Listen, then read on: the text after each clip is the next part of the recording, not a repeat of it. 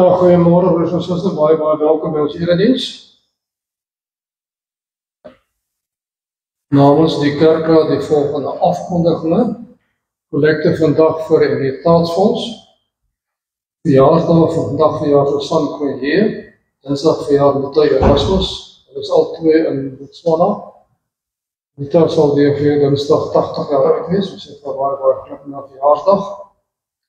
Woensdag verjaar Corlea as ek dit reg het. Hopelijk weer verjaardag. En Dirk Matthews ook. Die almanak en die dagstukkies in is beskikbaar teen R150. As jy hom wil kry, slaas met Margriet asseblief, baie welkom. En dan is die kalenders ook vir die jaar met die verjaarsdag tot beskikbaar, ek kan jy kry.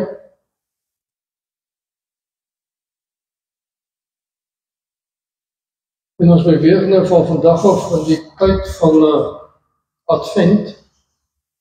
Daar is in die geskiedenis ontstaan om die mense meer bekend te maak, bewus te maak van Kersfees. En hierdie Sondag is die Sondag van hoop. Volgende Sondag die Sondag van vrede. Die 14de dan die Sondag van vreugde. En die 21ste die Sondag van liefde en daarna dan Kersfees, die geboorte van Christus. Die gedagte van die Adventtyd is dat die mens jouself voorberei om eintlik sodoende opnuut dankbaar te wees vir die menswording van Christus wat gekom het om ons alles te gee en te verlos. Ons sal vanaf die 14de Desember in ons kerkgebou hier gesamentlike erediens hê met die Hervormde Kerk en die NG Kerk.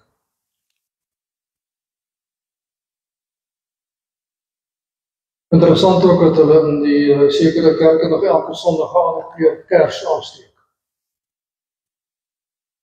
Kom ons sing lied 345 vers 1 terwyl ons so bly sit.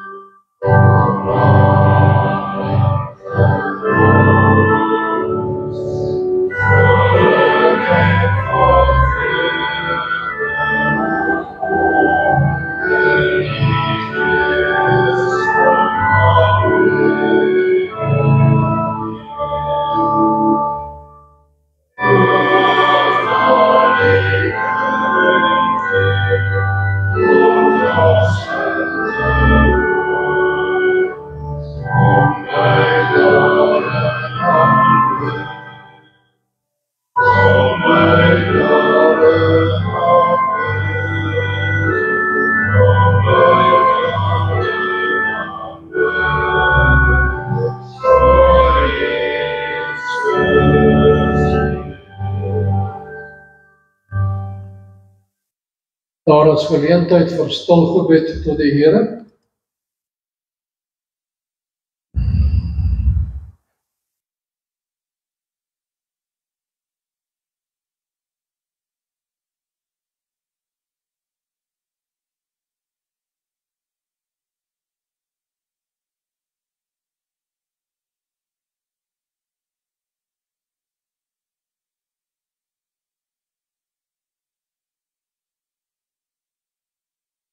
Ons sing skrif Romeine 3, vers 1 en vers 5.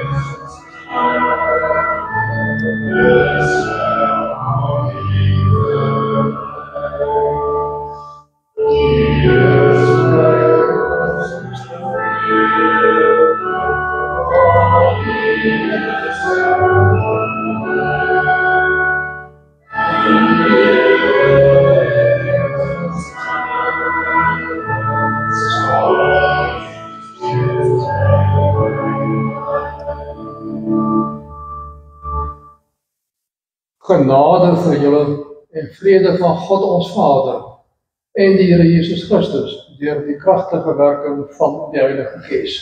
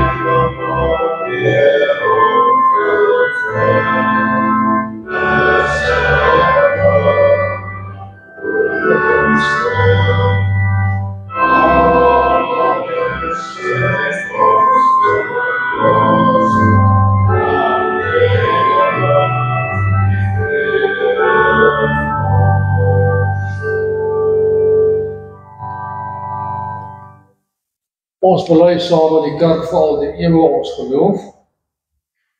Ek glo in God die Vader, die Almagtige, die skepper van die hemel en die aarde, en in Jesus Christus sy eniggebore Seun, ons Here, wat ontvang is van die Heilige Gees, gebore uit die Maagd Maria, wat gelei het onder Pontius Pilatus gekruisig is, gesterf het en begrawe is, uit die lyding van die hel ondergaan. Hy het die derde dag opgestaan uit die dood, opgevaar na die hemel en sit in die regterhand van God, die Almagtige Vader, waar hy sal kom om die lewendes en die dooies te oordeel. Ek glo in die Heilige Gees, ek glo in die heilige algemene Christelike kerk, die gemeenskap van die heiliges, die vergewing van sondes, die opstanding van die liggaam en die ewige lewe. Ek kan maar sit natuurlijk.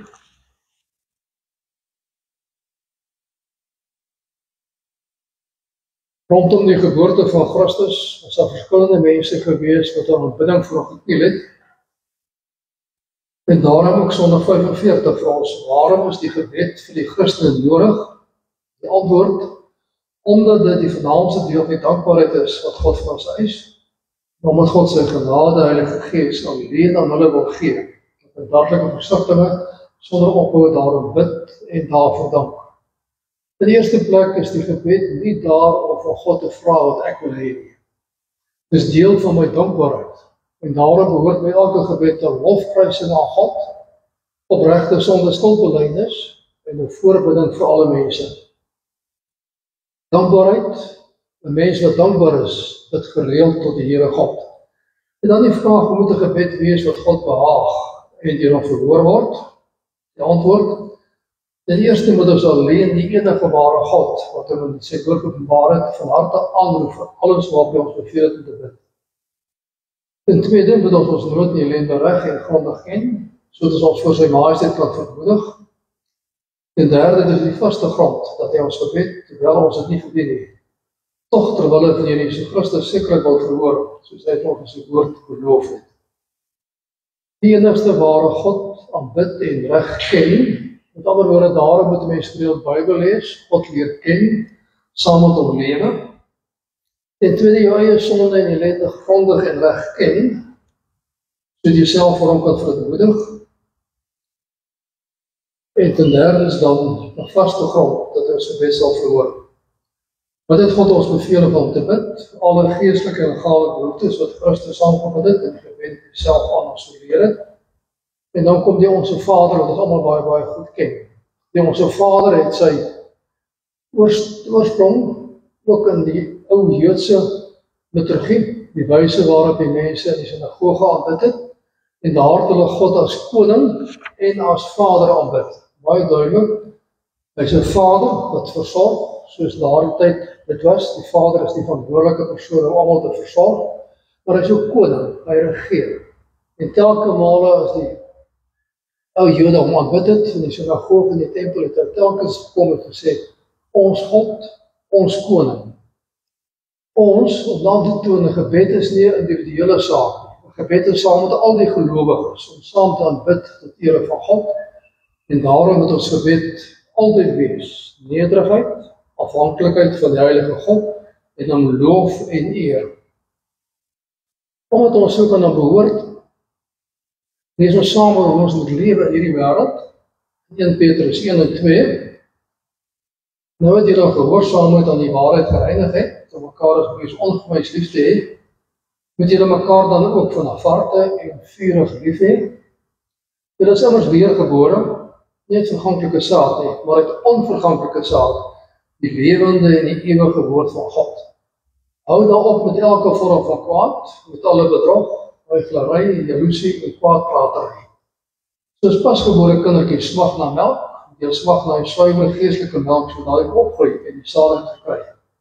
Jy het immers ondervind dat die Here goed is, kom na hom toe, die lewende steen, wat deur die mense afgekeer is, maar die God vir die ereplek uitverkies is. Laat julle as lewende stene opbou tot 'n geestelike huis, om 'n heilige priesterdom te wees, en geestelike offers te bring, wat deur Jesus Christus God welgevallig is.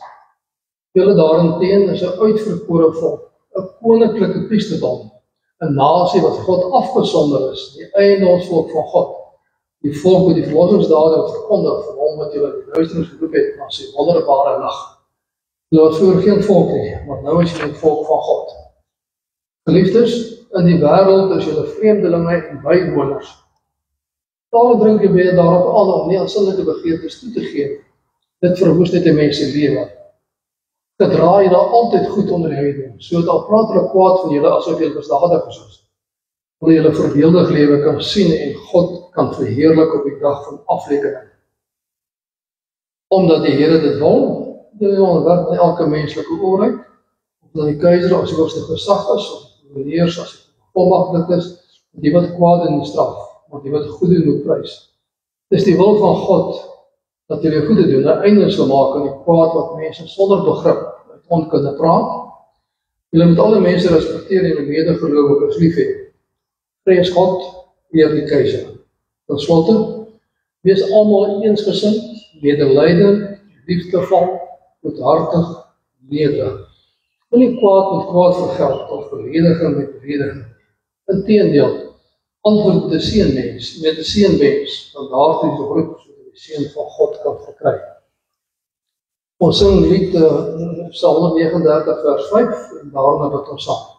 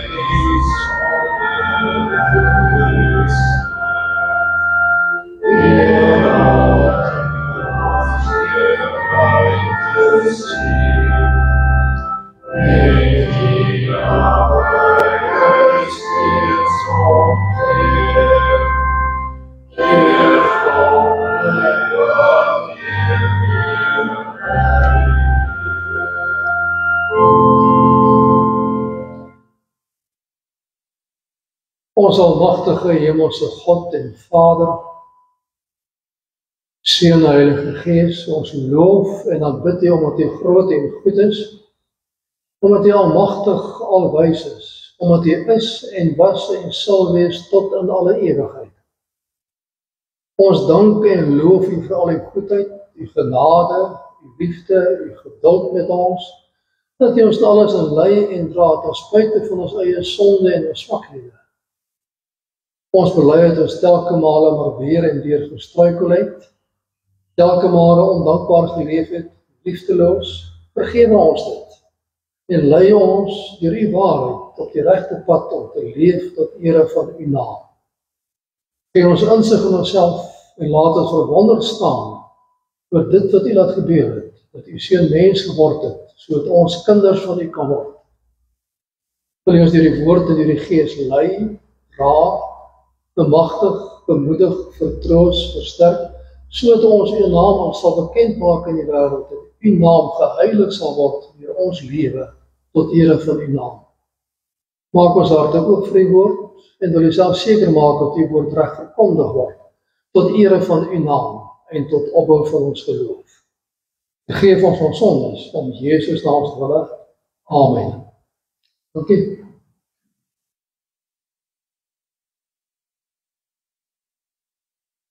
Ons lees saam Jesaja 37 van vers 8 tot vers 38. Dis die oorgangsgeskiedenis. Die volgende paar hoofstukke gaan tot en met die ballingskap van Jesaja 40 af, is die terugkeer uit ballingskap, die vrede, die dankbaarheid om weer eens terug te kom na hulle eie land toe. Jesaja 37, dit die hoofadjutant hoor dat die koning van Assirië weg is van Lakis af, het hy teruggegaan. En die koning aangetref waar hy met 'n aanval op Libna besig was. Daar die koning berig gekry dat koning Tikaf ter Haka van Kus op pad is om aan te val. Die koning van Assirië het hoor die gesandte gestuur met die boodskap. Sê vir koning Hizkia van Juda, moenie dat jy God op wie jy vertrou, jy mislei met sy versekering dat Jerusalem nie in my mag oorgegee sal word. Jy het ons gehoor dat die konings van Assirië die een land na die ander verwoes het. Sal jy dan vrykom? Kom die gode of die nasies wat jy met voorgangers uitgedelg was red? Gosam, Haran, Mesek, die mense van Eden en Telasar. Waar is die konings van Hamat en Arpad, die konings van Sepharvaim, Jena en Abba? Miskien die briewe wat die gesandte gebring het gevat en gelees. Daarna die huis van die Here toe gegaan en die briewe die teenwoordigheid van die Here opgeskryf. Toe het tot die Here gebid, Here, Almagtige God van Israel, U wat regeer op stroom, U alleen is God oor al die koninkryke van die aarde, U het die hemel en die aarde gemaak. Hoor tog, Here, luister, kyk tog, Here, let tog op, hoor tog wat sal die Here gesê het. Hy het U die lewende God in sy boodskap gesmaak. Dit is waar, Here, die konings van Assirië het nasie met lande al verwoes en hulle gode verbrand. Maar dit was nie gode nie, dit was die werk van mense hande, hout en klip. Daarom is hulle vernietig. Here ons God, red ons tog in die mag van Assirië se koning. Dan sal al die koninkryke in die aarde besef dat net U Here God is. Jesaja seun van Amos het vir 'n skewe boodskap gestuur. So sê die Here, die God van Israel, ek het jou gebed oor koning Sanherib van Assirië verhoor. Die Here oor Sanherib sê, Sion verag jou en lag jou uit. Jerusalem kyk jou met minagting agterna. Vir wie het jy gesmaad en belaster? Vir wie het jy geskreeu en uitgedaag? Die heilige van Israel. Deur die amptenare het jy die Here geminag jou gesê. Ek het met my baie strydwaans in die hoogste berge opgery, by top van die Libanon toe. Ek het sy hoogste seders afgekap, sy mooiste sipresse. Ek het sy hoogste skuilhoeke binne gedrink, sy digste bosse. Ek het in water gegrawe en gedrink, voetsole die opgedamde rivier opgedroog. So sê die Here vir jou, Sanherib, het jy dat nie gehoor nie? Ek het dit bewerk, lang gelede al, van voetstuie af, ek het voorberei, en ek het nou wat gebeur. Jy moes vestingstede verwoes en puinhoek van hulle maak. Hulle inwoners was magteloos, verskrik en sonder raad, soos veldplante, soos toengras, soos grasboue se dak. Dit versprei voor dit behoorlik staan. Of jy sit, of gaan of kom. Ek weet dit. Ek weet hoe jy my te kere gegaan het. Omdat jy het gedoen het, omdat ek jy verwaande woorde moes antwoord, sodat ek 'n hak deur jou neus en 'n stang tussen jou tande en lei jou terug op die pad waar jy gekom het. Vir jou Hizkia gee ek die volgende teken. In die jaar sal jy opslag eet en volgende jaar wat na opslaan. In die jaar daarna sal saai en oes, wingerdplante en druiwe eet. Die van julle wat van die beleg oorgebly het, oorleef en oorgebly het, sal weer soos plante wortels skiet en vrugte dra. Daar sal mense oorbly en dit is kom. Die mense vry van Seelsberg af uitgaan. Daarvoor sal die onverdeelde trou van die Here die Almagtige sorg. Daarom, so sê die Here oor die koning van Assirië, sal hy nie in die stad inkom nie. Hy sal nie 'n pyl hier afskiet nie, nie 'n skild in die stad optel nie, nie 'n beleringsbal daar opgooi nie. In die pad wat hy gekom het, sal hy teruggaan en hy sal nie weer op die stad kom nie. Dit is wat die Here sê. Ek sal die stad beskud en hom red, om my ontwilde en my bedienaar Dawid se ontwil. Die engel van die Here het gegaan 185.000 man in Syrië doodgemaak. Toe die Assiriërs die môre vroeg opstaan, lê die lyke almal daar. Koning Sanherib van Assirië het die kamp afgeslaan, en is terug Nineve toe en daar gebly. Toe hulle bedag in die tempel van sy god Nisroch aanbid het sy seuns Adramelek en Sarezer om 'n swaarde doodgesteek. Hulle het na Ararat gevlug en Sanherib se seun Esarhaddon het hom as koning opgevolg. Ons lees ook Matteus 2 vers 3 tot vers 18. Hy, dis koning Herodes, het hulle na Bethlehem toe gestuur met die woorde: gaan doen 'n keer ondersoek na die kindjie, en as jy hom kry, laat my weet, sodat ek ook aan hom hulde gaan bewys. Die 33-53 vertaal hulde na gaan aanbid. Nadat die koning aangehoor het hulle vertrek en kyk die sterwe wat opkom het hulle geluid oor verstaan oor die plek waar die kindjie was. Toe die sterre sien, was hulle baie bly. In die huis ingegaan, die kindjie saam met Maria, sy moeder gesien en hulle vele en aan hom hulde bewys. Daarna het hulle reissakke opgemaak en geskenke uitgehaal, goud, wierook en mirre. Omdat God hulle droom gewaarsku het en nie na Jerusalem teruggegaan het, die ander pad na die land teruggegaan. Die reis agterkom die sterke uit die steek gelaat het hy woedend geword. Hy stuur die soldate laat in Bethlehem en hele omgewing al die seentjies van 2 jaar en jonger doodmaak. Ooreenkomstig die tyd wat hy noukeurig die sterrekykers uitgevra het. Toe is die woord vervul wat die Here deur die profeet Jeremia gesê het. 'n gekerm word op Rama gehoor, 'n gehuil en groot gejammer. Rachel treur oor haar kinders en wil nie getroos word, omdat hulle nie meer daar is nie. Ons teksverse, Jesaja 37 vers 16 en vers 17. Die Here, Almagtige God van Israel, U wat regeer op troon, U alleen is God vir al die koninkryke van die aarde, U die hemel en die aarde gemaak. Hoor tog, Here, luister, kyk tog, Here, let tog op, hoor tog wat Sanherib gesê het. Hy het U, die lewende God, in sy boodskap gesmaak. Geliefde broers en susters in ons Here Jesus Christus, niemand kan in hierdie werklikheid leef sonder hoop nie. Iemand wat geen hoop het nie, wat nie dink hy kan self alles hanteer en doen nie, iemand wat nie hoop met God het nie, kan nie in hierdie werklikheid sinvol, vreugdevol oorleef nie. Die werklikheid met al sy sonde, haat, nait en selfsug versmoor die lewe. Die een misdaad teen die ander kom na vore en dit maak die lewe eintlik heeltemal totale al nutteloos, waardeloos, paar mense wat hulself verryk. En hoop op verlossing en genade is dit wat die mens die krag gee om hoop te bring vir almal om jou. Jy as gelowige is geroep om so te leef in die hoop wat jy het in God, dat al die mense om jou daarvan kan deel kry om saam te lewe in die heerlike hoop op God. En hoop is die eerste tema in die aanloop tot Kersfees, waar elke Christen voorberei om nie dankbaar verwonderd te word oor die menswording van Jesus Christus en sy oneindige genade en geduld met die sondige mens. Hoop, want God het die belofte gemaak, lang terug. Adam en Eva, net na die sondeval het die eerste belofte gemaak. In jou nageslag sal die kop van die slang vermorsel word. Die mens het gehoop op daardie sekerheid daarvan dat God sal kom en sal doen wat hy gesê het. En daarom is hoop 'n vaste sekerheid dat God regeer en sy beloftes nakom. Ons het gelees hier in hierdie gedeelte van Jesaja hoe God vir die koning Sanherib sê, hy het hom gebruik in sy diens. Die koning spog met sy eie groot prestasies, maar intussen sê God vir hom, ek het jou gebruik. Hy regeer alles. Hoop is seker te wees dat God regeer en sy beloftes nakom wat hy gemaak het. Hoop is om seker te wees dat die woord, Jesus Christus mens geword het, onder ons kom gewoon het en homself gegee het, sodat ons kan lewe in gemeenskap met hom. En daarom leef ootmoedig in gebed saam met hom. Doen innerlike inspeksie en kyk en bely jou sonde, jou ondankbaarheid, jou eie waan, in die sekerheid dat God alles sal vergewe.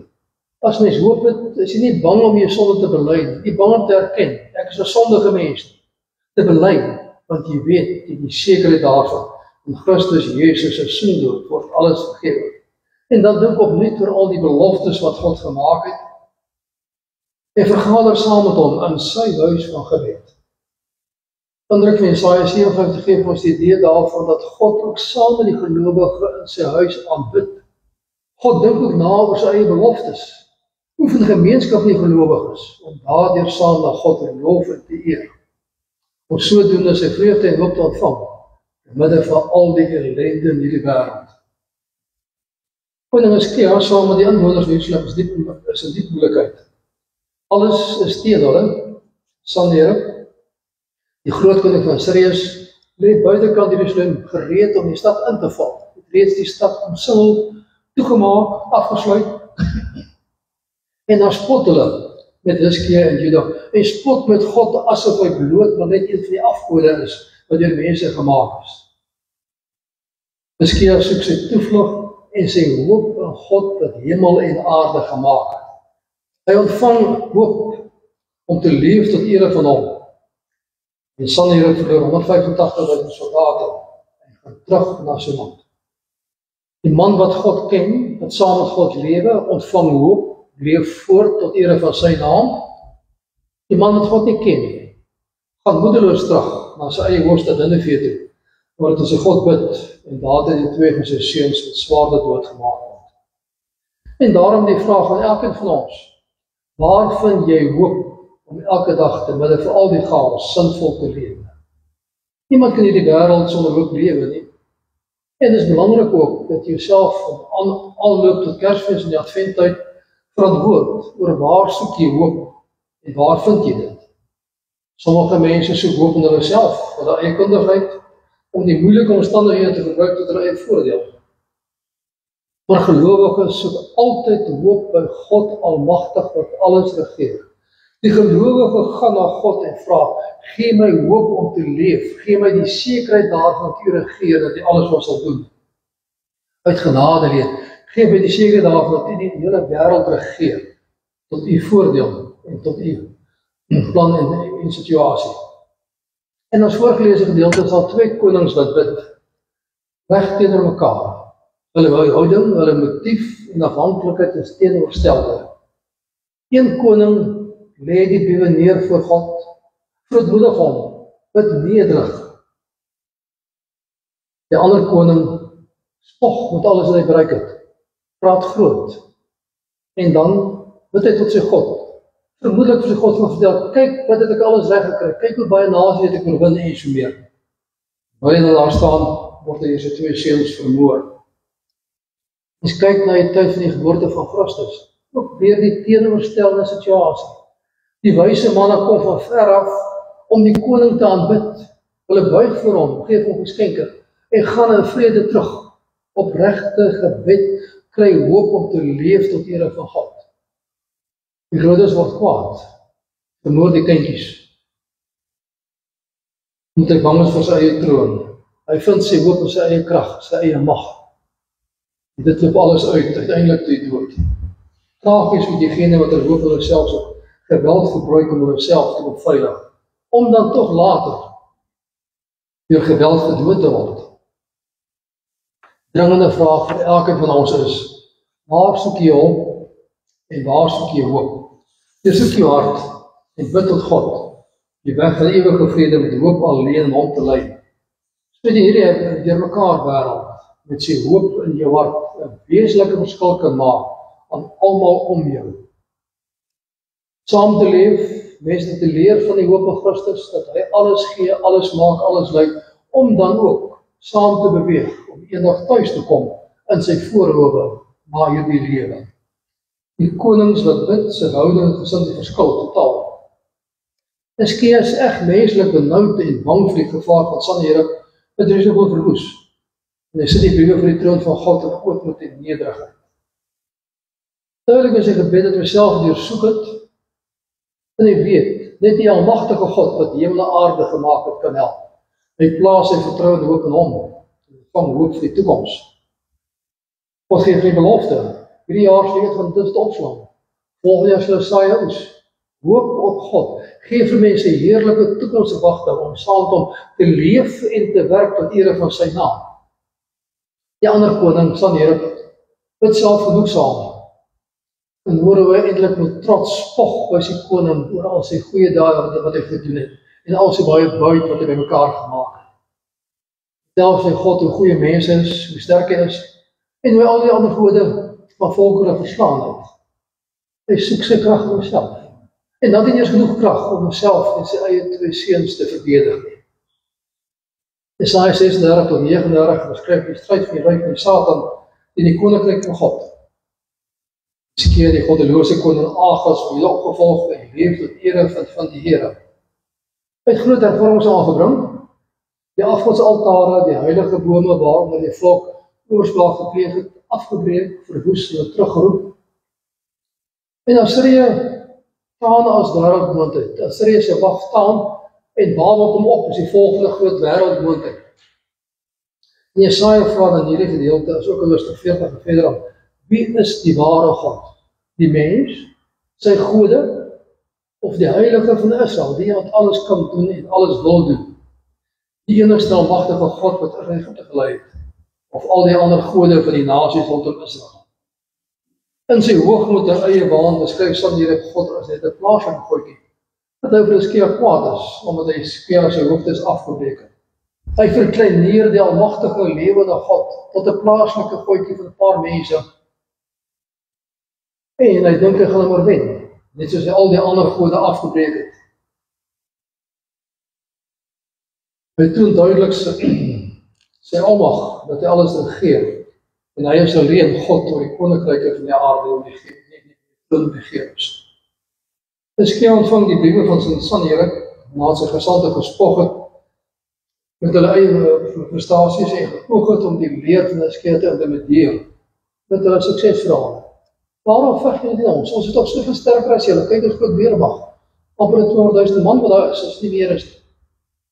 Die afvaardig, Hizkia vra dat hulle armees moet praat, so die manskap wil nie ontmoedig moet word nie. Hulle weier egter, want hulle wil juis deur hulle propaganda die mense bang maak vir hulle, die moraal afbreek en bied allerhande mooi beloftes aan hulle as hulle uitkom om vrede te maak met die koning van Assirië. Dan sal elkeen sy eie vrugte eet, sy eie druiwestok eet, sy eie wyn maak en sy eie vyeboek eet. Die berig word deurgegee aan Hizkia en hy neem die briewe na die tempel, waar hy sy hulp in die hoop kan soek op gemeenskap die almagtige God wat hemel en aarde gemaak het. Dan lees weer die gebed van Hizkia. Al grypend hy homself voor God ontbloot, nederig om hulp vra. En God sê, luister tog, hoor wat gebeur het, kyk daarna. Hy word vermoedig om voor die Here en erken dat die gesandte van die koning van Assirië God in sy eer aangetuig het. Hy erken dat dit wat hulle gesê het God gesmaad en gelaster. Hulle het verkleinerend gepraat van die heilige van Israel. En daarna is Hizkia heeltemal eerlik oor die oorwinning van Sanherib. Hy erken, hy het baie volke oorwin, hy het baie gode verwant, maar dit was mensgemaakte gode gewees. Dit was nie werklik waar gode gewees nie. In sy tirade van Hizkia van die Sanherib se onbegrip van tug en hervorming, van terugkeer, bekering, nederig wees tot die Here God. Juist dit wat Hizkia gedoen het, dat die volk van afgode bekeer, sal die heilige God nog niet weer positief stem teenoor hulle. Sanherib se toon is duidelik dat die almagtige God uitdaag. En hy dink self, hy sal as oorwinnaar wegstap van hierdie almagtige God wat hemel en aarde gemaak het. En daarop antwoord God, ek het alles laat gebeur, ek het jou gebruik, jy is in my diens gewees, jy weet dit net nie, jy wil dit nie herken nie. Sanherib dink hy is magtig as God, maar hy kan nie sy aanslag met sy seuns op sy lewe keer. Sy God kon er ook nie beskerm nie. Typies die oormoed, verwaandheid van die ryk van die Satan. Die ware berou en bekering is noodsaaklik vir 'n regte gebed. Catechismus leer ons dat God alleen reg aanroep en ken, by sonde en alleen reg van bely, en waarlik met 'n gemeenskap kan oefen om hoop in hom alleen te vind. As 'n skeer hoor wat die koning van Assirië sê, dan skeur hy sy klere omdat die eer van God aangetast is. En hy oefen gemeenskap met hom om in hom alleen hoop te vind. Hy sit die briewe voor die Here neer en bid dan. Hy bid koninklik dat die naam van God geheilig word en pleit om genade. Heilig die naam, tree op teen hierdie lasteraar wat jou beledig het. Ons het dit gehoor. Daarom bid hy, Vader. En hy bid ook dat die heilige van God se naam is vir hom belangriker as die behoud van Jerusalem. Belangriker dat God geëer en geloof word, as dat Jerusalem sou bly bestaan, as stad. En so ootmoedige, kinderlike afhanklike gebed word in 'n gemeenskap beoefen tussen die bidder en die almagtige God. En dat dink die almagtige God als beloftes, en die tree op soos hy beloof het, behoor skeer sy gebed, en stuur die geskiedenis, kom tot en met die geboorte van Jesus Christus, en stuur vandaar 'n geskiedenis, kom tot en met die wederkoms van Christus. Skeer vind sy hoop in hom alleen, en wag op sy verlossing. Hy red hulle uit genade alleen, en 185.000 soldate van Assirië sterf. Alles getuig van dood en verwoesting. By het einde van die sonde van 'n eie ware, eie geregtigheid. Altyd die dood, verwoesting, daar's niks oor nie. So gaan die koninkryk in die wêreld, waar die mens hoop en krag in homself soek. Beskeer dit nederig afhanklik van die Almagtige, en word dit genade alleen verlos. Dan hier op spog. Hy oes wat hy gesaai het, as hy seun sou vermoor. Hy het geweld gesaai, en hy oes dit deur sy eie kinders doodgemaak te word. Dis keer bid ootmoedig tot die ware God, en ontvang hoop uit genade alleen. Dan hier gaan bid en selfregel, en ontvang bloot sy eie dood. So kan die stryd gevolg word deur al die eeue heen. Die wêreld gewelddadig verwaand met hoop en eie krag, wat tot die dood toe lei. Niks anders nie. Verwoes alles, breek alles af. Gaan tot niet. Daarteenoor die koninkryk van God wat stil en opreg met op hom hoop. Lewe saam met hom, want hy kan selfs vanuit die dood lewe gee. Want hy was bereid gewees om te sterf, sodat ander kan lewe. Hy sterwe sodat ons kan lewe. Hoop om vanuit die dood te kom tot die lewe by hom heerlikheid. En daarom kyk na Bethlehem, sien die helderster van hoop wat ek gee vir die mense in nood. Buig in aanbidding neer voor die verlosser, sodat jy reis en blydskap kan voortsit, tot jy eendag self thuiskom in sy ewige woning. Wie opreg ootmoedig bid en alles van die Almagtige verwag, ontvang hoop met elke dag leef, hoopvol, vreugdevol tot ere van God. Hy word gelei deur sy woord, dat jy telkens verseker, gelees die Bybel en telkens sien jy dat God verseker van sy liefde, versorging, genade, beskerming. Hy lei jy op die lewenspad, tot tyd en wil jy by hom thuis kom. Kyk na die kruis en Golgotha, waar die Satan finaal verslaan is, en stry vir die koninkryk van God, met vaste hoop, dat jy ook deur hom 'n oorwinnaar is. Elkeen van ons is gemaak deur sy oorwinning, as 'n oorwinnaar om te leef en te stry vir die koninkryk van God. En weet sy Heilige Gees, buig jou hart tot ware diensbaarheid, dat sy koninkryk met hoop, dat jy veel wêreld kan bied, omdat hy mens geword en onder ons kom woon. Amen. Ons dank saam.